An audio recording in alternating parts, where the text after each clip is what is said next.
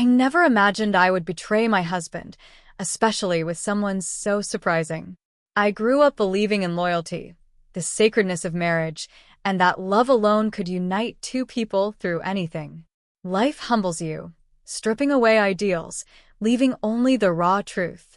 The truth was more horrifying than I ever thought possible. I'm Lena.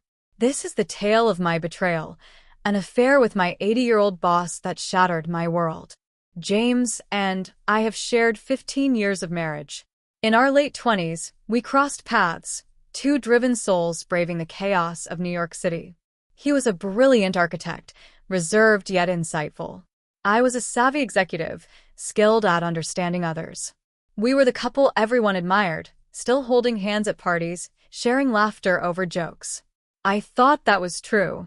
Our marriage started to fracture 5 years ago, though the signs had always been hidden, waiting to emerge. James withdrew, lost in work and consumed by his screen. I initially attributed it to stress. His job was intense, and the pressure to succeed weighed heavily on him. As months became years, the gap between us widened. We ceased genuine communication, slipping into a cycle of polite words and shallow talks. How was your day today? Okay. Did you get the dry cleaning? Absolutely. We felt more like roommates than husband and wife. I sought to reconnect, to revive the once vibrant flame between us. I proposed couples therapy, but James brushed it off, insisting we were fine. I organized date nights, yet he always had a reason to back out. I tried to ignite passion, but he rejected me, saying he was too tired. He had constructed a barrier around his heart. No matter how hard I fought, I remained trapped. I never imagined I'd betray trust. Infidelity was a fate reserved for others, never for us. We created a life, a family. We shared dreams and goals. How can I let it all go? Hindsight reveals the truth. The signs were unmistakable. The long nights at work, the unexpected attention to my looks, the desperate need for validation from others. I convinced myself it was just friendliness, that I was overthinking everything. I sensed something was off inside me. It all changed on a rainy Tuesday night in October. James returned home late, as always, locked away in his study, insisting he had work to do. In the kitchen, tidying up after dinner, my phone buzzed. A message from my boss, a person I deeply admired. Victor was the CEO of the company I worked for. At 80, he radiated the energy and drive of someone half his age. Can we chat? The words spoke volumes. My heart raced as I gazed at the screen. Victor and I once had a solid working bond, but recently his behavior has become unsettling. More engaged, subtly playful. I was uncertain, but I couldn't turn away from him. Absolutely. My fingers trembled as I typed. When will it happen? Right now. He responded. I'm out here. Panic surged through me as I read the message. What could be so urgent that he had to speak with me now? I rushed out, coat in hand, and saw him in his car, his face ghostly and strained. Victor, what's the matter? I inquired while settling into the passenger seat. He inhaled sharply, hands trembling. Lena, I have something important to share with you. I should have said this much earlier. A knot of dread twisted in my stomach. What is it? He paused, then declared, I'm more than just your boss. I am your father. The words struck me hard, leaving me breathless. The ground vanished beneath me. What do you mean? My voice trembles. Your mother and I. We weren't together when you came into this world, he said. She was pregnant when we first crossed paths. I loved her, and I loved you. That's why I raised you as my own. I'm not your true father. A wave of anger, confusion, and profound sadness washed over me. How could he hide this from me for so long? How could he have deceived me all these years? Who is my true father? I asked, my voice a fragile whisper. He simply shook his head. I'm lost. She never shared it with me. She claimed ignorance was safer. Tears filled my eyes as his words hit me hard. Everything I believed was false. I was wrong about everything I thought I knew about myself, about my family. I'm sorry, Lena, he whispered, his voice trembling. I wish I had spoken up earlier. I felt lost. I was speechless. My world flipped and nothing felt the same. Emotions swirled in a chaotic haze over the next few days. I struggled to absorb what Victor, my stepfather, had revealed. It was overwhelming. I was lost, adrift, unsure of my own identity. That night, everything shifted. It began like any ordinary night, but everything shifted from that moment on. James was burning the midnight oil, again. Alone in the house, I fought to escape the storm of emotions unleashed by Victor's confession. His words haunted my mind. He was more than my boss, he was my stepfather. My whole life was a lie. I felt adrift, lost, unsure of my own identity. On the couch, lost in thought, my phone buzzed, breaking the silence. Victor sent a message. "May I come by? It's time for a conversation." My heart raced as I read the message. I was speechless. I wanted to tell him to go away, that I needed space to think. Yet, a deeper part of me craved his presence, his voice, the comfort of the stability he once gave. My fingers trembled as I typed. He came a few minutes later, visibly shaken, mirroring my own turmoil. He settled beside me on the couch. His hands gripped his lap, a silent storm within. "Lena, I'm so sorry," he choked out. "I never wanted to cause you pain. I struggled to find the right words to share the truth with you." Tears filled my eyes as I gazed at him. This man, once my mentor, my protector, my boss, now felt like a stranger. There was something about him, familiar, comforting, that drew me in, urging me to reach out, to hold on, to ease the pain. "I don't know what to do," I whispered, trembling.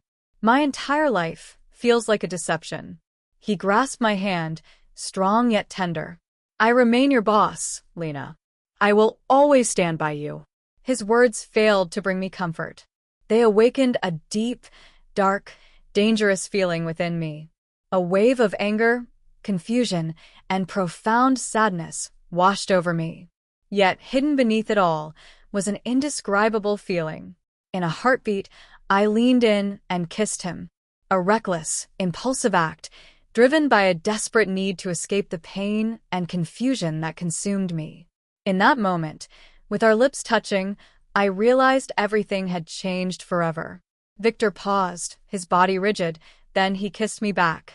His hands gripped my waist, drawing me near. It felt so wrong, yet I was indifferent. His impact on my emotions was everything. Yearned for, cherished, and vibrant. As we broke away, guilt and shame washed over me, but the exhilaration of the moment quickly took hold. I knew I had to stop, to push him away and erase it all. I just couldn't. I never wanted to. "Lena, we can't do this," Victor whispered, fear lacing his words. "It's unjust." "I understand," I said, my voice almost a breath. "I just don't care." I kissed him again, my hands on his chest, feeling his heart's steady beat beneath my fingertips. He paused, then surrendered, his hands tangled in my hair, drawing me nearer, intensifying the kiss. A whirlwind of passion and desperation left me breathless and trembling. It was wrong, deeply wrong, yet it felt so right in that moment. Seemed like the only escape from the hurt.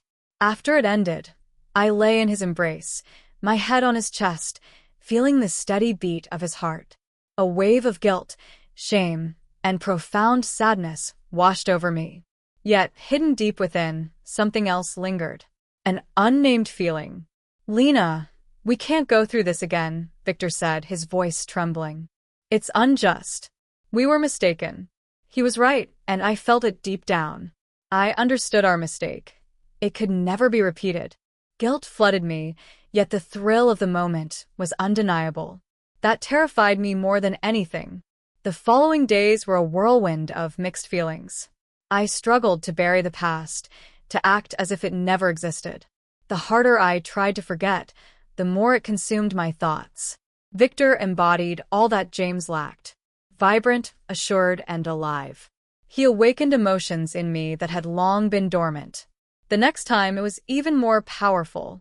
The house felt empty, and the tension between us was suffocating. This time, we never reached the bedroom. It was swift, harsh and utterly different from anything I had shared with James. I cherished it. The guilt lingered, always present, ready to strike in the silence. Night was the hardest, lying beside James, hearing the steady rhythm of his breath. He was completely unaware of my actions. He had no clue the woman beside him was leading a double life. The guilt became unbearable. A few weeks later, an unexpected text from an unknown number changed everything. I hesitated, but a gut feeling urged me to answer. "Hello," my voice trembled. "Is this Lena?" A woman's voice inquired. It was gentle and unsure, carrying a sense of regret. "Yes," I replied, my heart racing. "Who is this?" After a long pause, the woman finally spoke. "My name is Chloe. We need to talk." My stomach sank. Chloe. That name seared into my mind, a haunting reminder from the messages on Victor's phone. She was his girlfriend, the one he loved for over a year, the one he took on trips and spoiled with gifts. "What does she want from me?" "What do you want?" I asked, my voice cutting. "I know about you and Victor," she replied, regret weighing on her words. "I didn't know at first, but I've discovered it recently. And I thought you should know the truth." The truth. Those words chilled me. What could be worse than what I already faced? I couldn't hang up, couldn't turn away from the chance for answers. "Meet me," I said, my voice steady despite the chaos within. "Let's talk in person." We gathered at a small downtown cafe, a quiet spot for our conversation. Chloe was younger than I imagined, her long dark hair framing piercing green eyes. Her hands shook as she stirred her coffee. "I'm sorry," she said the moment we sat down. "I was unaware of his marriage when we started our relationship." He revealed his divorce. Anger surged within me, but I buried it deep. Chloe isn't to blame. She was another victim in Victor's web of lies. "What do you mean you found out about me?" she asked, cutting straight to the point. Hesitating, she pulled out her phone and revealed a series of messages. It was Victor, the name that first flashed on my phone. "He contacted me a few weeks back," Chloe said. "He wanted me to know he was seeing both of us. And who knows how many others?" I scrolled through the messages, my heart heavy with each word. Victor was as blindsided as Chloe, equally wounded by the betrayal. Yet, there was something else in those messages that chilled me to the bone. Victor revealed a hidden bank account, a lifeline for his double life. "Do you know anything about this?" I showed Chloe the emails I found on Victor's phone. Her eyes widened in disbelief. "No," she said, shaking her head. "But it makes sense." His generosity knew no bounds. Lavish gifts and unforgettable trips filled our time together. I never asked about the source of the money. I hadn't either. Victor was always smart with money, meticulous about our finances. Now, I couldn't shake the thought of how much of our money he had wasted on his other life. A few days later, a letter arrived in the mail, bringing an unexpected twist. I received a message from a private investigator, a stranger to me. The letter was direct and impactful. "I have information about your husband. Please call me." My heart raced. Was someone else looking into Victor? Or was this a scam? Curiosity overwhelmed me, and I dialed the number. James, the investigator, revealed a shocking truth. "Your husband has been embezzling funds from his company. He was hired by one of Victor's former colleagues.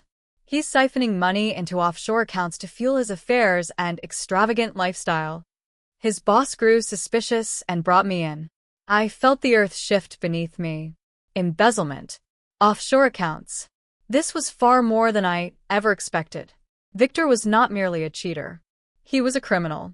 "What happens now?" I whispered. "The company is preparing to press charges," James replied. "I thought you should know before it all comes out. You might want to protect yourself and your kids."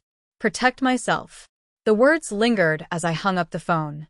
How can I shield myself from this? How can I shield my children from the consequences of their father's choices? That night, the final twist arrived as Victor returned home from work.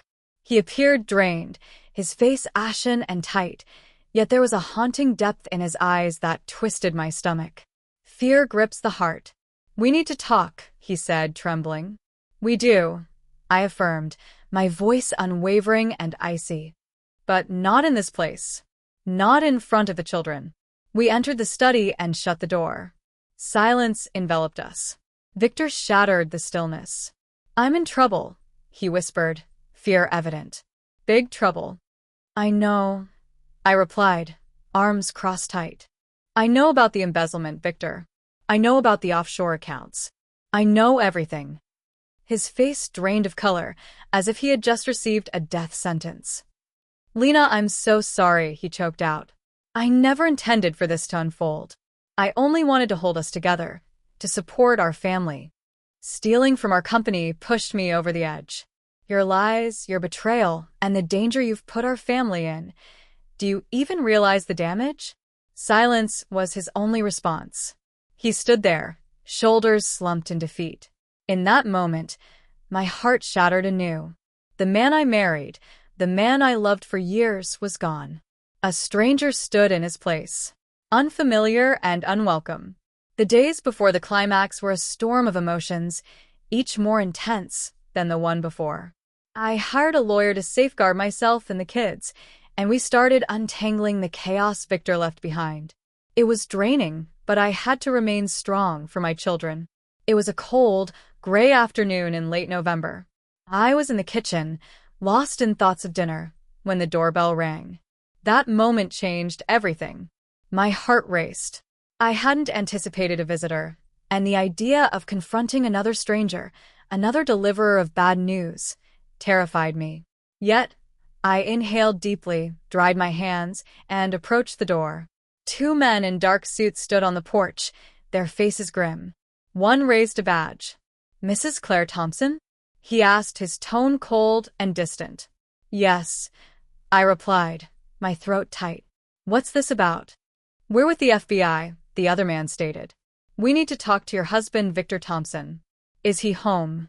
The words struck me hard. The FBI. What do they want with Victor? Panic surged, but I steadied my voice. He's not here, I said. Can you explain this? The first agent shared a look with his partner, then nodded. Your husband is being investigated for serious crimes, embezzlement, fraud, and money laundering. We suspect his involvement in illegal financial activities spans several years. We must speak with him right away. The ground vanished beneath me. I learned of the embezzlement from the investigator, but money laundering? Fraud? This was beyond anything I could fathom. I don't know where he is, my voice shook. He left this morning without a word. The agents shared a tense glance, and the second stepped forward. Mrs. Thompson, we need your help. This is urgent. If you know anything that could help find your husband, please speak up. I nodded, my mind racing. Sure, I said. But honestly, I have no idea where he is. He's been so distant lately. I can't reach him. The first agent gave me a card. If you hear from him or recall anything that might help, call this number right away. We need to search the premises. I stepped aside, heart racing as the agents entered. They moved with precision, eyes scanning every corner, every surface. I felt like a stranger in my own home, watching a movie unfold. The agents rummaged through our things for anything to tie Victor to his crimes. They seized his computer, his files, even his phone, the very device that ignited this nightmare. In the living room, I held a cold cup of tea, struggling to grasp the reality unfolding around me. The true shock hit later, after the agents departed. Alone on the couch, I stared blankly at the wall when my phone buzzed. A message from an unknown number. My heart raced as I read it. Lena, it's me. I need your help. It was Victor. My hands shook as I typed back. Where are you? The FBI was here. They're searching for you. A long pause followed, then another message arrived. I get it. I'm in deep, Lena. Really deep. Meet me. Please. I stared at the screen, thoughts spiraling. Part of me wanted to walk away, to let him deal with his choices. But another part, the one that still cherished the man I once loved, couldn't abandon him. Not yet. Where? My fingers trembled as I typed. He replied with an address, a secluded place on the city's edge. Isolated, away from watchful eyes. I felt uncertain, but I had to go. I needed to see him, to hear his truth, even if it was the final time. I left the kids with a neighbor, fabricating an emergency, and drove to Victor's address. The roads lay bare, the sky weighed down by dark clouds. It was as if the world paused, anticipating a shift. Upon arrival, I spotted Victor's car, tucked away in a hidden corner. He stood beside it, face pale, eyes desperate. A man on the brink, having lost everything. "Lena," he said, voice trembling as I drew near. "Thank you for being here." "What's happening, Victor?" I asked, my voice icy and calm. "What did you do?" He inhaled deeply, his hands trembling. I messed up," he said, voice trembling. "I messed up big time. I thought I could fix it, but now it's too late. They're coming for me, Lena. The FBI, the company, everyone. I'm lost." "You have to turn yourself in," I said firmly. "It's the only way." He shook his head, panic in his eyes. "I can't. Doing so means a lifetime in prison. I'll lose it all. I'll lose you. You already have. You lost me the moment you chose to cheat, to lie, to steal. You chose, Victor. Now face the consequences." He looked at me, his expression a blend of agony and remorse. For a moment, I expected him to fight back, to plead for my help. But then he sagged, nodding. "You're right," he whispered, his voice almost lost. "I'm sorry, Lena. For everything." Then, in the distance, sirens wailed, growing louder by the second. Victor's eyes widened as he stepped back. "They're here," he gasped, panic gripping him. "I have to go." "Victor, wait." I called, but it was too late. He turned and vanished into the darkness. The next moments blurred together. The FBI agents stormed in, tires screeching as they encircled the area. Their questions pierced the air, urgent and demanding, but my mind was elsewhere. All I could see was Victor, fleeing into the darkness, a man escaping his own demons. Driving home, my heart shattered. The man I loved, the one I built a life with, was gone. In his place stood a stranger, unrecognizable and unwanted. In the weeks after Victor vanished, chaos reigned. Legal fights, relentless media attention, and deep emotional pain consumed everyone. The FBI's probe revealed a tangled web of lies, making national headlines. Embezzlement, fraud, money laundering. The accusations grew heavier, each more devastating than the last. In the aftermath, I faced the daunting task of piecing together a life that felt irreparably broken. The toughest moment was telling the kids. How do you explain that their father is a fugitive, possibly gone for good? I attempted to cushion the truth, to protect them from the harsh reality, but they saw through my efforts. They sensed the truth was elusive, and they deserved to know, at least what I could manage. "Your dad made poor choices," I said one evening, perched on my daughter's bed. "He's in trouble and must confront the fallout. No matter what, I love you and I'm here for you. Always." They handled it better than I thought, but I saw the hurt, confusion, and anger in their eyes. They were too young to grasp the reality, yet they felt the sting of betrayal. That shattered my heart. As days turned into weeks, I wrestled with a whirlwind of emotions I couldn't untangle. Anger surged within me, anger at Victor for his lies, his betrayal, the pain he inflicted. Yet, sadness enveloped me, a profound ache for the life we lost, the dreams we shared, the future forever out of reach. Beneath it all, a flicker of something unexpected stirred. Relief washed over me, an odd sensation I couldn't embrace. The truth was finally exposed. No more masks, no more pretense of perfection. Finally, I could breathe, unburdened by Victor's secrets and the looming dread of the unknown. Yet, beginning anew was a struggle. The legal fights drained me, both in spirit and in wallet.